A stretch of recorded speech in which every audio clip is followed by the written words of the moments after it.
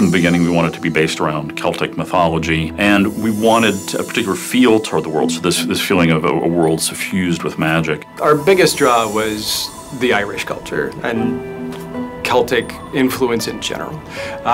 If it came from Northern Europe, it's probably in our game somewhere. We fight banshees. We bring up ancient war spirits. We have Celtic pixies running through magical forests. Ancient things called bogies. Bogies were the critters in the night that stole children and things from your cupboard.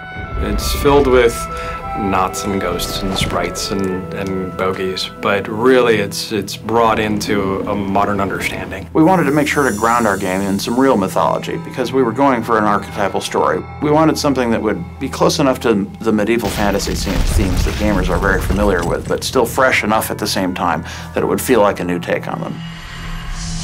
With each of the major environments, we were looking for ways to push them outside of what you're familiar with. We wanted to create the sense that you're someplace else, someplace strange, someplace that's not the real world. The foresting door! I can see it!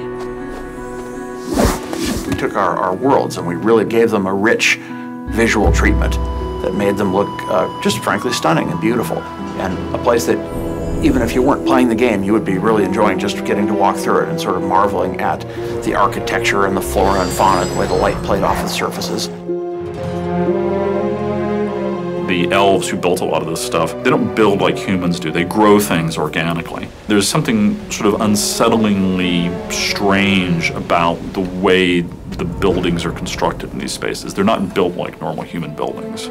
So all of the ruins that you see in the Endless Stair, they don't feel like crumbled stone. It's like the stone has all been like grown like plants. Everything has sort of this sinuous feel to it, and then it's toppled and fallen over.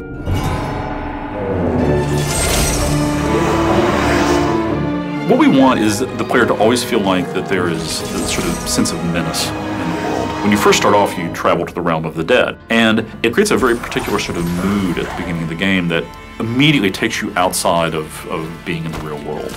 The whole idea behind Lockbarrow is wandering through a graveyard on a midsummer's night. It's this enormous ruined fortress that is filled with mist, and there's ghostly hands that are reaching up out of the ground every place you go. We call them the Restless Dead, long-lost battle spirits from Irish Celtic songs. In our world, we really draw on those ancient legends. Those were really a lot of the deep inspiration behind most of the critters that you'll find. We have several different base enemy types. We have the Restless Dead, we have the Forest Sylphs, and we have the Bogies, which are goblin-like creatures. There's all different types of bogies. There's fire shamans, ice shamans. There's warriors that just go berserk and run at you. We tried to create a silhouette and a profile that was far enough removed from goblins and trolls that it could be a fresh and original character. Hey! Sylphs in the fairy forest really come from the classic sense of pixies. Little butterfly wings and the sugar plum dances. Sylphs are kind of corrupted fairies. When you first encounter these sylphs, you're thinking, oh, that's a fairy, that's a nice fairy. But then that fairy comes up to you and slaps you in the face with a twig. And you're like, what's going on? Personally, through hours and hours of playing the game and testing the game, the sylphs are the absolute bane of my existence. The creatures that we've developed for sorcery really draw from those global legendary critters. Ghosts, goblins, things that move in the woods.